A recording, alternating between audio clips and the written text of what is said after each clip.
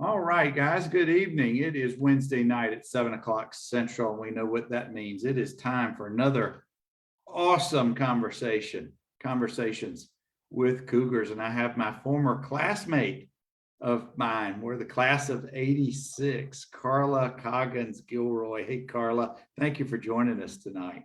Thank you. I'm looking forward to it. Oh, this will be a lot of fun. And guys, if you don't know Carla or her story from back in the day, you wouldn't believe some of the great stuff that she got into, including tell them what you did on your 16th birthday. Oh, well, my mother taught me how to fly an airplane and I soloed on my 16th birthday. That's the youngest you can do that. So it's kind of a family tradition. Well, that's Um, what I was going to say. And your daughter, who also, we'll get into being a majorette in high school and college, but what didn't she also do the same at 16? I have one daughter, my youngest daughter did. She did last year. She's just now 17. She did that on her 16th birthday. And then my son also soloed. My middle child has not yet. She's still thinking about it. Well, that's awesome. Some great memories. But Carla, for folks who may have lost touch with you over the years, kind of catch them up. I know that you and I are probably 10 or 15 minutes away neighbors, but share Yeah. with folks about your family and what you're doing these days.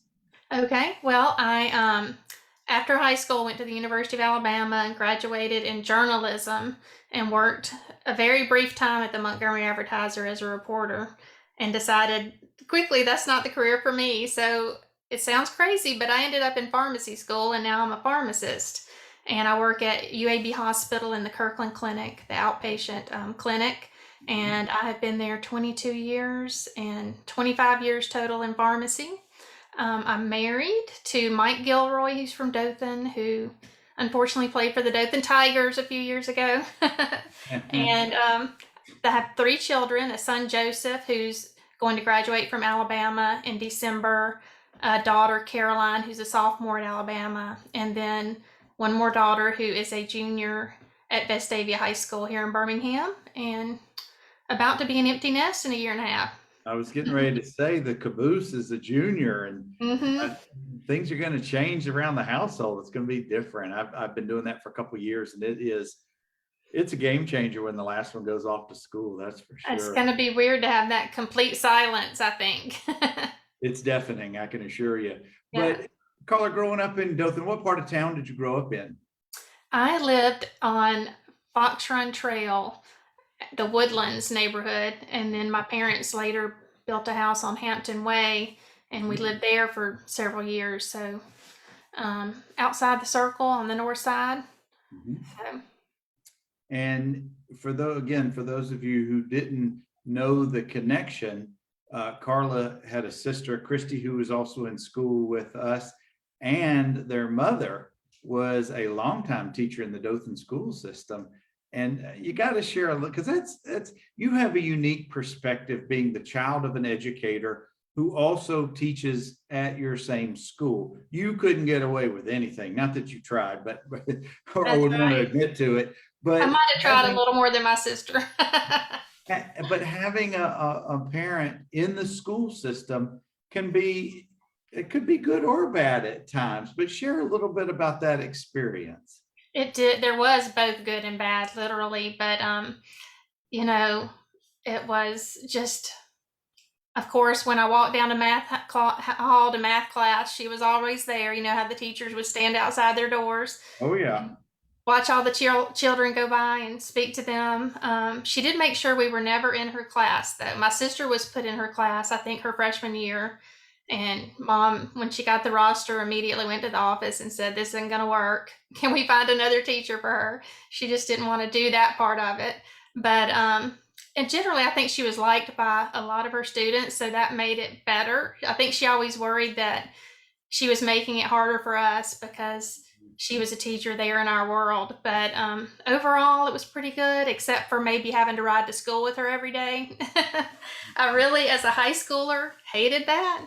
I Yeah. don't know why. I look back at such a silly thing now, but all the friends, how you'd all carpool together, pay each other gas money if whoever was driving the car. And Right. she was just, no, we're going to the same place. I'm not paying someone gas money to take you where I'm going. So I'd have to get there early, stay there late, and that was probably a little bit of a frustration for me. I was going to say that was an early life lesson, and you probably didn't even realize it at the time. But I want to say, was the math hall the 300 hall? Does that Yes, sound it's the one that led out and down to the gym and right? the band room. Oh, I still remember I had Miss Van Landingham in ninth grade. I had Miss Sowell in 10th grade. I remember where their classrooms I were. know. I can Like, almost remember the rooms. I think Miss Jernigan was first on the right, Miss uh-huh. Sowell, and then my mom. Miss Spivey was down at the end of the hall. Yes, she I was. remember that hall very well. That's crazy. But that was probably the most heavily trafficked, I would assume, Yeah. all because it led, as you said, all the way down to the gymnasium and that part of the campus. But the campus was so big, I liken it to a junior college campus. It's bigger than a lot of junior colleges. Um, where did you go elementary and middle schools? Actually, we moved to Dothan when I was in sixth grade, the second half of sixth grade. My dad started out as a CPA with one of the big accounting firms, and we were in Birmingham and then Mobile a couple of years, and then moved to Dothan Christmas of sixth grade year. So it's kind of an awkward start because I felt like people already knew each other, friendships were already developed, but it didn't stay that way very long because I just feel like Dothan's really welcoming and it was easy to make friends. And I ended up at Honeysuckle Middle School. So I was at Honeysuckle through eighth grade and then on to Northview after that. And with your mom, I assume when y'all moved to Dothan, did she start at Northview or did she eventually transfer over to Northview? She was at Dothan and then transferred to Northview pretty quickly. Maybe the year my sister went there or maybe the year before. I can't really remember. And remind me, what's the age difference between you and 2 Chris? years. So she graduated in 84. Okay. Well, she just missed out by 2 years of the best class at Northview. That's right. That's right. I think she already knows that. But coming over to Northview, I'm sure there were a lot of your friends or kids you had met maybe in the neighborhood who came over from Honeysuckle or Girard or wherever they were over to Northview. Do you remember, did you have any buddies who you actually came over to Northview with? Paige Robinson and I were always good friends since middle school through high school, and trying to think of some other band friends. It's hard to remember if I went to middle school with them or if I met them in high school, but Russ Holman, Susan Prunkle. I know we didn't go to middle school, but we became really close friends in high school. And trying to think who was even at Honeysuckle. Actually, Mike, my husband, was there. He was in my sister's class and his brother Sean, and I actually didn't meet Mike until we got to school in Tuscaloosa. So that's odd that we were in the same school and didn't even know each other. Well, in middle school, at least, if you're not in the same grade, sometimes it's tough to meet the other kids unless they're your immediate neighbors or your families happen to be good friends. But that's so interesting. I think the majority of the Girard kids, not all, but the majority of the Girard kids at that time were zoned for Northview, and that's where I went. And so many of us came over. So that was at least that transition. And I guess maybe sports helped with me. But were you in band in some way in middle school or in the Honeysuckle years? Yes, I was there in middle school, and then my freshman year at Northview, you played an instrument before you were able to try out for majorette. So I did that my first year, but I also continued to play in the concert season. After football season, band continues into the spring and there's a concert season. So I was always involved in band when I was in school from middle school on. I was going to say for folks who weren't in the high school band, most just assumed, well, football season's over. We'll see you next spring or next summer. But it's an all-year commitment, and frankly, it's probably more of a round the calendar commitment than football is. That's for sure. Now, when you're in middle school and you're thinking about coming over to be in the band, is there at some point you either meet with Mr. Christian or somebody associated with the band to kind of start talking about that? Or does it occur not until you get to high school? Now, I think if I remember correctly, we just reported for summer band practice. Before band camp started, we had practices in the summertime a couple of days a week, Tuesdays and Thursdays. Of course, people wouldn't always be there because you always have summer vacation going on. But I don't think we had any meetings ahead of time, except maybe one to tell us what the schedule would be. But that's when we first got together during those summer practices. Well, I was going to say, you guys, as much time as the football team spent at the school during the summer and particularly into August, y'all were always there. You were always outside. You were always on that field. And we would have gone in a long time before you guys ever broke. And the one thing that always struck me is, yes, there was a lot of standing for you guys because you're getting instruction, you're working on your numbers, whatever it is. And then you're starting to learn the different formations and routines. At least with us, we got to move around all the time. Granted, we were wearing a lot of equipment, but I guess if you had a tuba or one of those pieces of musical instruments, you were pretty hot during that time period. And as you guys know, growing up in Dothan in the Southeast in the Wiregrass, that time of the year is no joke. But and Carla, I don't know how it was for you guys, but we were just on the cusp of them starting to allow us to drink water just every so often during practice. Before that, when we were younger, it was still a no-no. They would give you salt tablets, believe it or not. Ugh. But I don't know how. This would be abused today, wouldn't it? It would just be. Oh my gosh. Well, it's give us a typical day, a typical summer practice day. You're not getting ready for competition, but you're getting ready for the season. What was it like on a given day there at school? So in the early summer, those Tuesday and Thursday practices, those were always at night.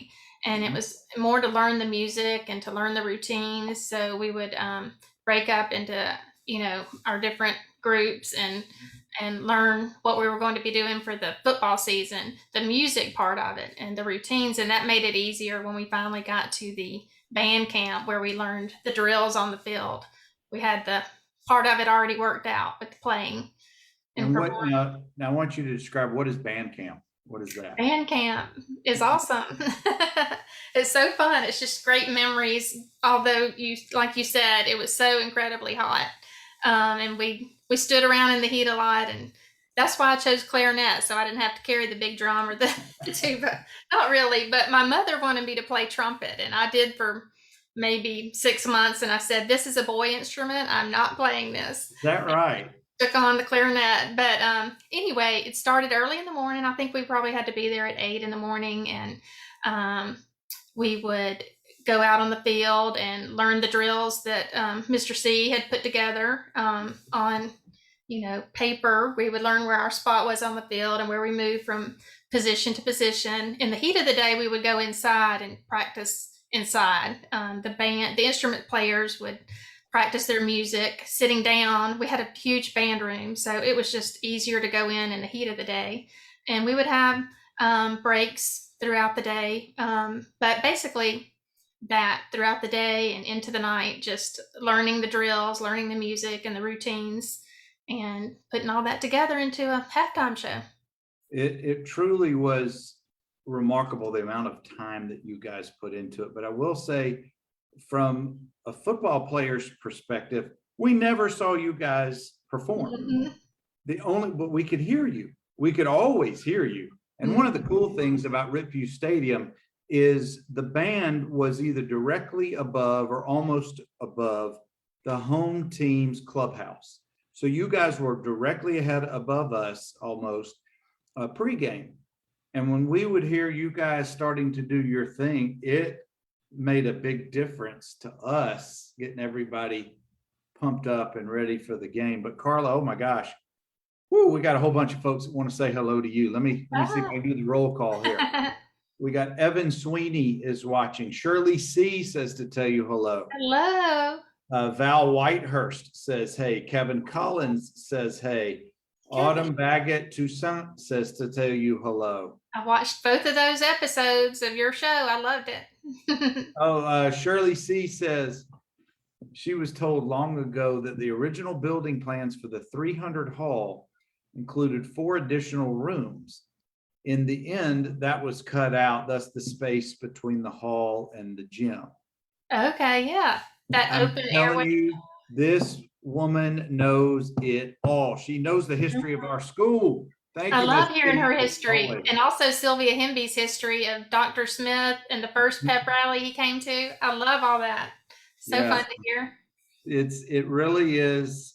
Even though you and I were in school the same year, same class, our perspectives, our histories, our social groups were different.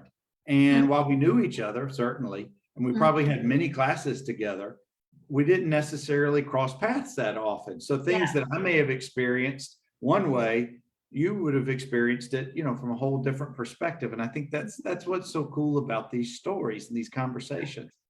What was your favorite thing about being part of either the band or being a majorette for Northview? I just have always loved performing. I twirled since I was little. My mother, a lot of things came from my mother. I know I talk about her so much, but she meant a lot to me and my sister.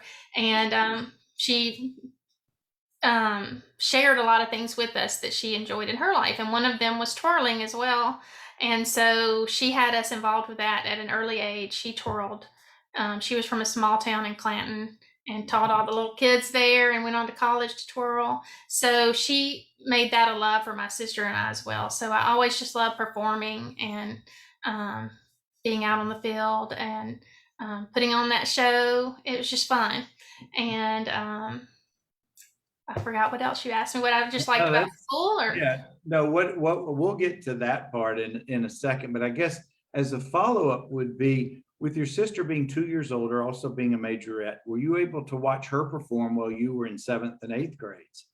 I did, and it made me eager to get to high school for sure. But yes, I did go to those games on Friday nights and enjoyed. It was fun for us that had. You were the oldest sibling in your family, though, correct?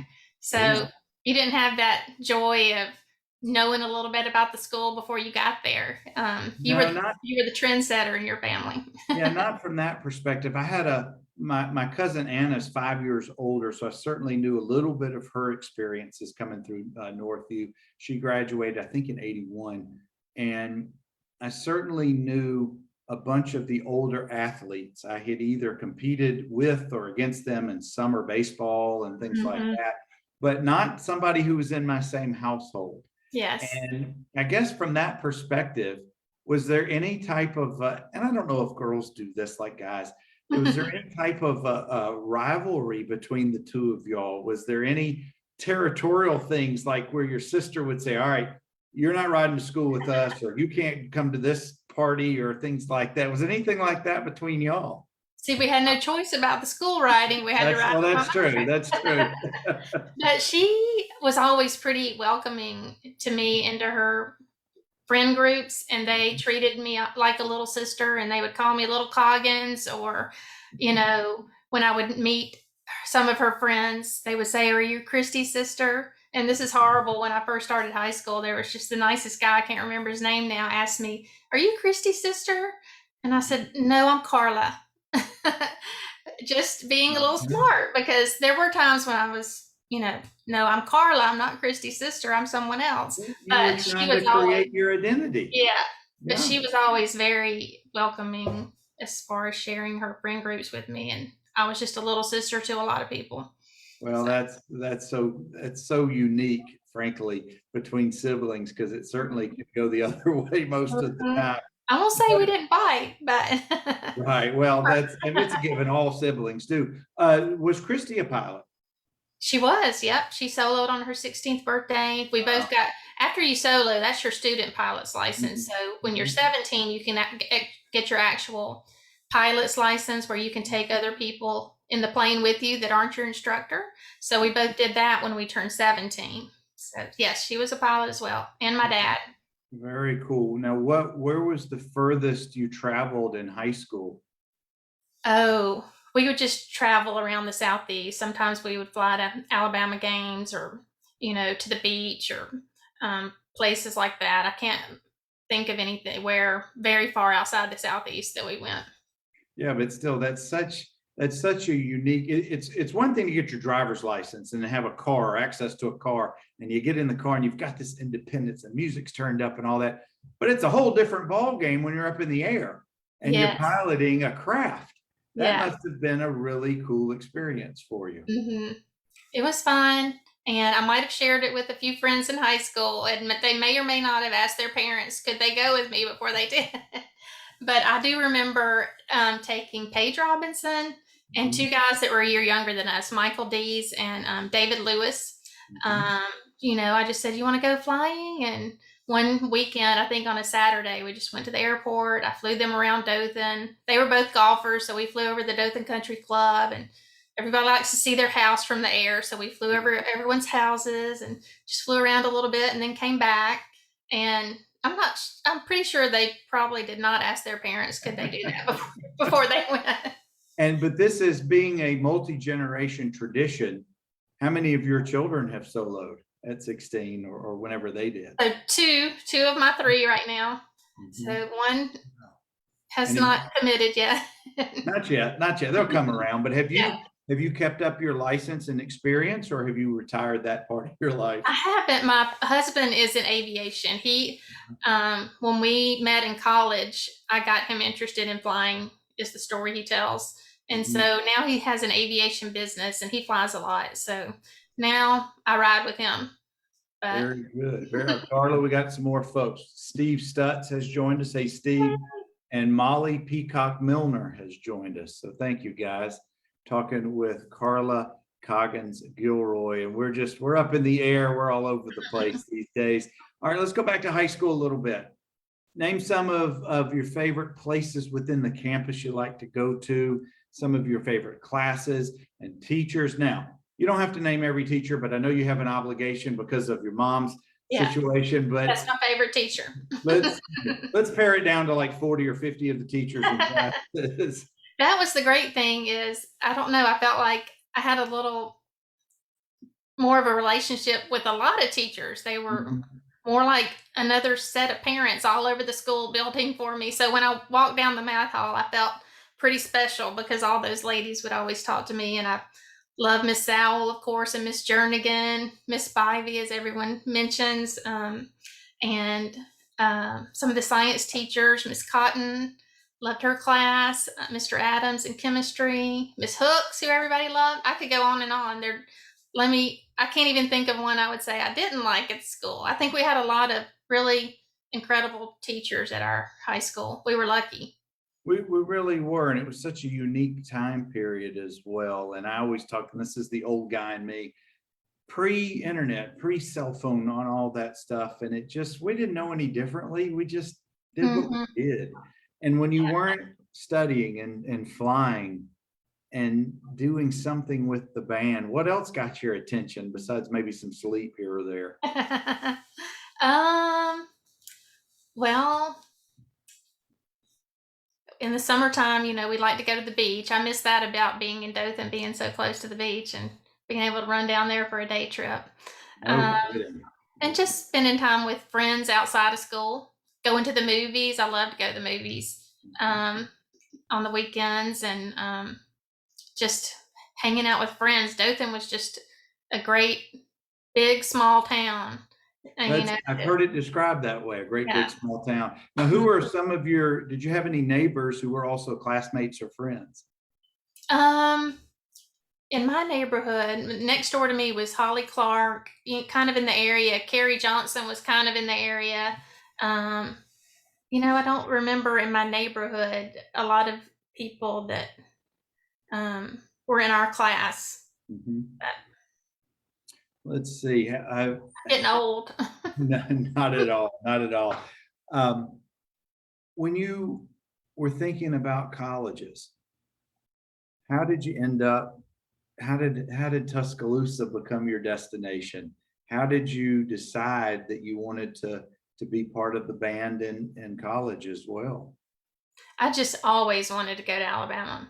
My dad graduated from Alabama, and I was actually born there. He went to the military and then to college after the military, and so I was born in Tuscaloosa, so I was born to go there, right? And Literally, yeah. it's just a lifestyle. We always went to the football games. It was just environment I always grew up in. I saw those Crimsonettes all my life growing up, and I just wanted to be there and be one and be a part of that whole Roll Tide experience. And I want to pause right there and come back. We're going to come back to that because, guys, what you don't may have picked up is currently one of Carla's children is a Crimsonette, but we're going to come back to that. I want to talk about the transition in ninth grade, being a band member with an instrument to becoming a majorette. How does one do that transition? Because that doesn't seem like everyone can do that. Yeah, well, there's an audition process. So in the spring of every year, I think we would audition, and then they just select the girls from that. And again, just because I had always been a twirler, it's just what I wanted to do. So I remember being very nervous, though, just hoping that it would all work out.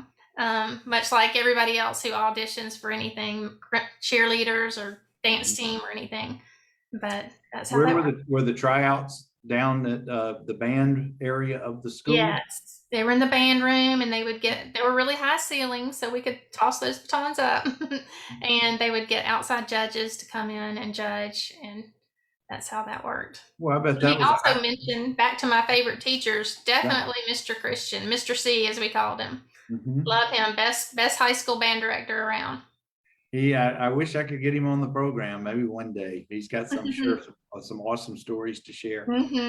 But the tryout process when you were going into 10th grade must have been pretty pressure filled those couple of days right there. It was.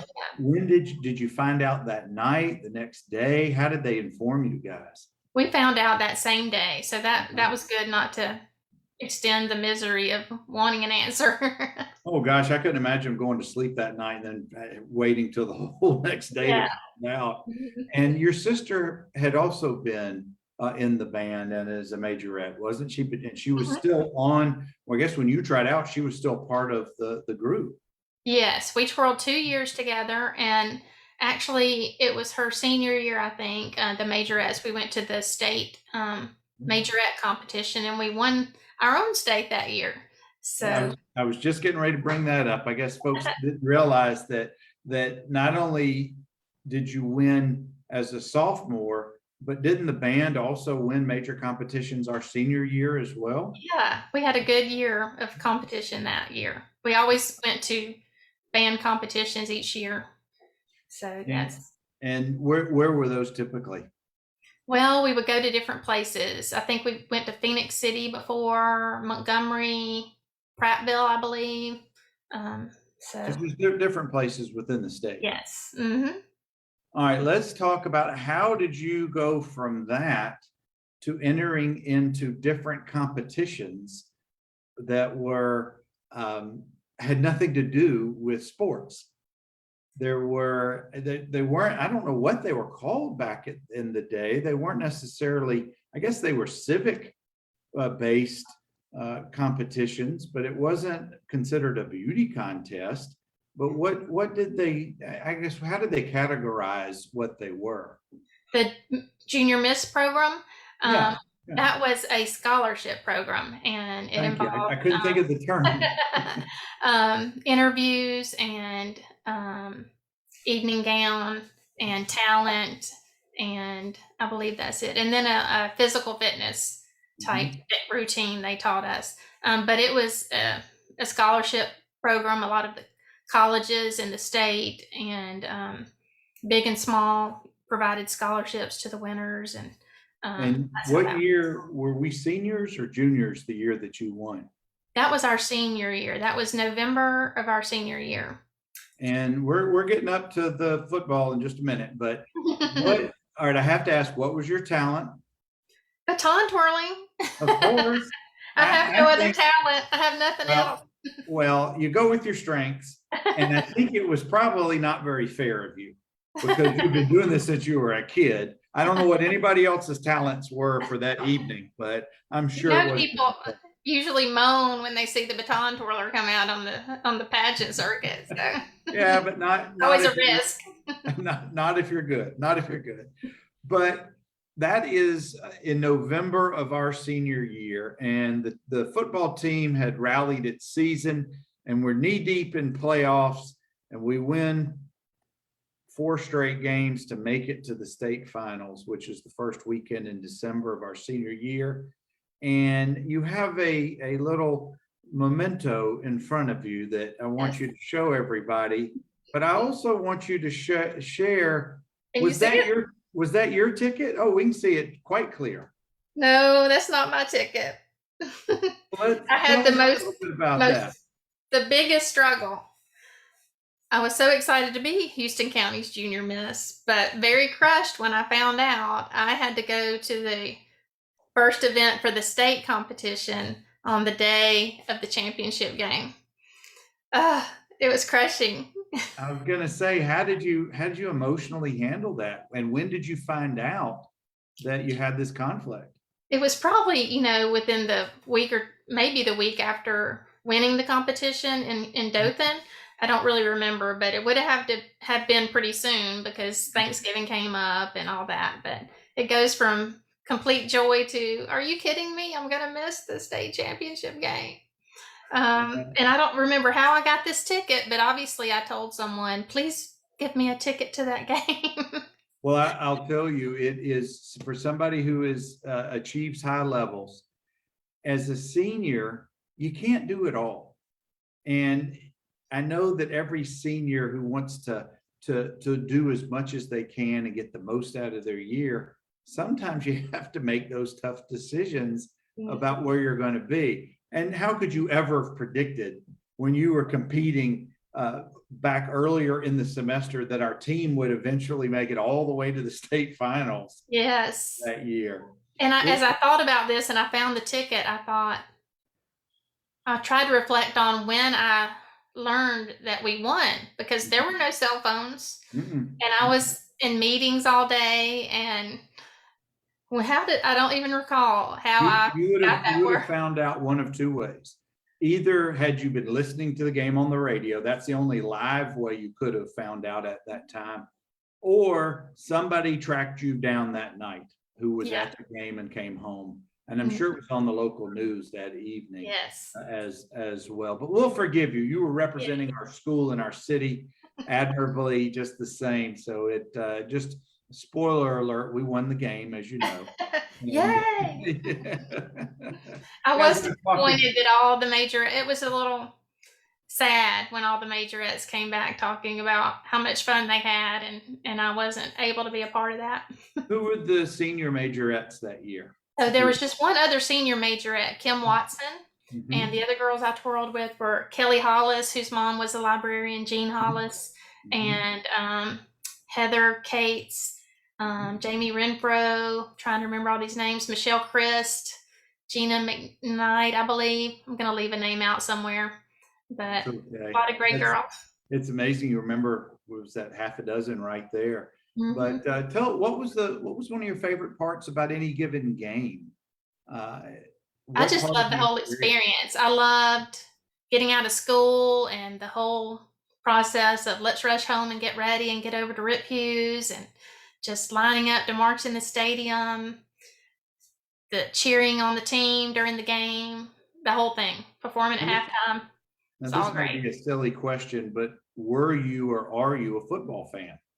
I am. I might not be the best at all the details, but I'm a huge football fan. Well, I was going to say, and I don't take it for granted because I know lots of people, heck, who even played football who weren't fans of the sport. They just played. But I never assume that just because you're a fan, you follow the game because you've got obligations. Autumn Baggett talked about that they were so busy, the rest of the band, but she's watching what's going on and having to tell her bandmates, here's what happened and why you're cheering or why you're playing this particular song or what have you. But I never assume that you're a fan or that you're following the game. That's why I have to ask.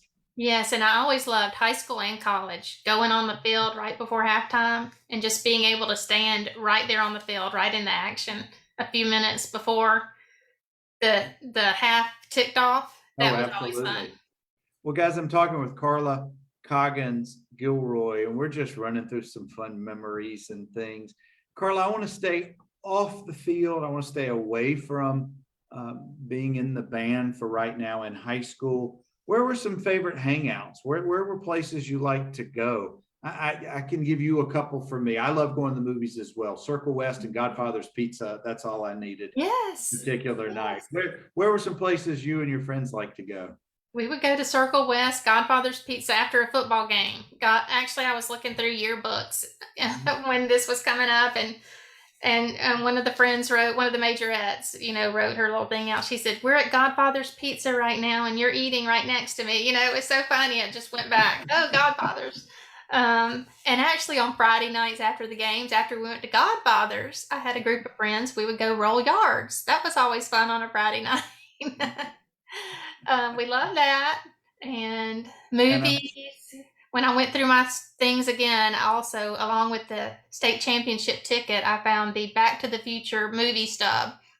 Nice. I showed it to my youngest child and said, "This is original in the theaters. This is the actual Back to the Future." Now, did you get the eye roll or the? She was like, "Oh, okay." And I'm sure if they watch this and they hear you rolled yards, what? Yeah. Oh, well, I'll have to say my middle child, she's a lot like me personality wise. And when she heard about the yard rolling, I actually had to drive her friends a few times in middle school. Now I would take them to each other's houses and let them roll their own yards. Yeah. But I did let them do it. That's very funny. Very funny. Guys, we're just living some fun 1980s fun high school memories and things. And Carla, we've got a few more minutes, and I sure appreciate you taking us through some of your memories. But I want to move on from high school into college and being in the Crimsonettes. And what was that like for you? And what was it going from high school crowds of 2, 3, 4, 10,000 maybe to now 80, 90, close to 100,000 on Saturdays? How was it different for you, or was it just scaled up and it was really the same thing? Or kind of share with us a little bit about that. Yes, it was everything I hoped it would be. It was just amazing and so much fun, and being on the turf in those white tall majorette boots. The heat would just burn through the rubber during a pregame, but it was just being out there the first time. It's just all inspiring, I guess. I don't know how to describe it, but my very first game was actually, we went through a few coaches when I was in school, but we lived off of the history of Bear Bryant also for a little while. So we got to go to some good places. And my very first game was the Kickoff Classic at the Meadowlands Stadium in New Jersey. And so what a way to start off college and being in the $1 Million Band. I was getting ready to say, in one of the big time stadiums in the country, that all eyes on the band and the team. What a cool experience. Yes. They flew us up there. We stayed in New York City, in Manhattan, and just stayed there a few days. It's just, that was a great thing about being in the $1 Million Band, is all the perks you get, drive you right to the stadium gate and put you up in a hotel, take you to New Orleans or Knoxville, or, a lot of the Hall of Fame Bowl, the Sun Bowl. I spent Christmas Eve at the Sun Bowl one year, and they flew us back. Texas? Is that in El Paso? Yes, they flew us back Christmas Eve so we could be with our families for Christmas, but we were there a couple of days before. It's just a lot of fun. Now you have a sophomore who's doing what you did, a next generation. Yes. At an even bigger level. I mean, the amount of people in that stadium. But and when you were in the band, approximately what was the size number of members versus now? I think we probably had maybe around 300, and now it's a little over 400. So it's just crazy. It's really a hardcore audition, even for the instrumentalist in the band. Now they audition for every position, and when I was there, I think there was a lot of auditioning, but maybe most people were selected. as far as playing instruments and things like that. But I think that's even ramped up with the competitiveness. Well, I was going to say that also comes with 6 national titles in the last Yes. 12 And years. the greatest thing I really like is that Nick Saban comes to band practice at Alabama during band camp and speaks to the band and it thanks them for all they do for the team and says that they couldn't perform as well without them. And then the senior band members go to band practice and teach the team the fight song.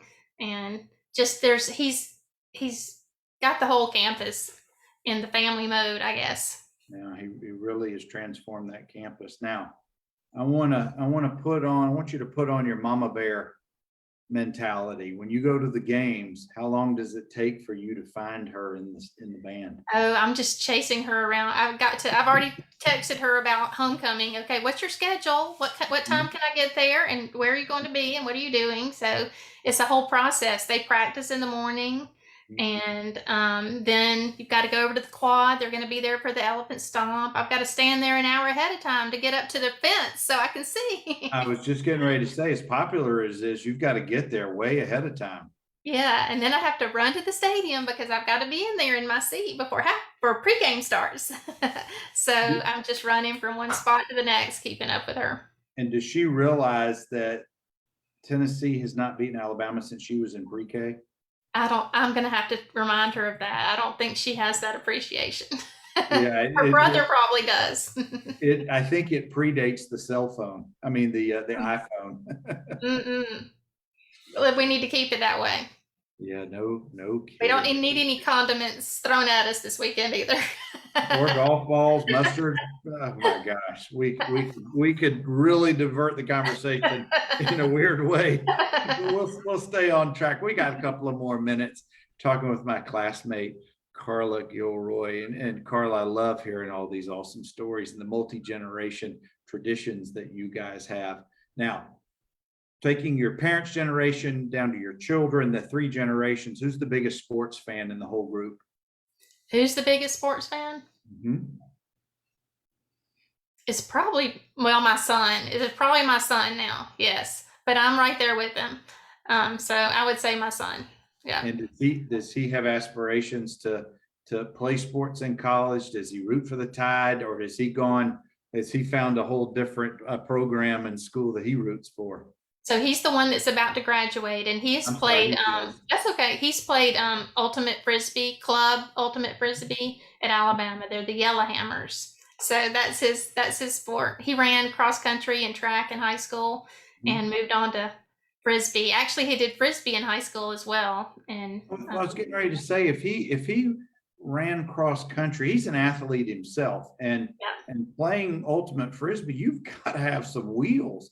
You got to be really well coordinated. So I suspect from his grandmother's experiences and his mother's and his aunt's experiences, he probably comes by it, and we'll throw in that Dothan High Tiger athleticism in there just a little bit. We'll give him a little credit. But that's so cool. That is just great. And Carla, I don't know if I've left out anything or if there's any other stories you wanted to share. I'm just having such a good time chatting with you.